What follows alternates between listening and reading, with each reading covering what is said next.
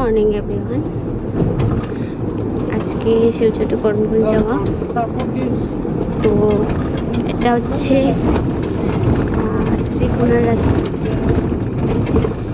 Actually আমি ভালোভাবে জায়গাগুলোর নাম জানি না। আমার গ্রাম প্লাস আমার শহরে এটা ঠিক আছে, আমি আসামেরই মেয়ে, তবে ভালোভাবে আসামের সব জায়গাগুলো আমি জানি না। এখন সব কিছু জানবো আশা করে 3-4 মান্থের ভিতরে আমি সবগুলো জায়গা শিখে যাব নাম। তো আমার এই ছোটো ছোটো মিনি ব্লগগুলো তোমাদের কেমন লাগে তোমরা আমাকে জানাবে।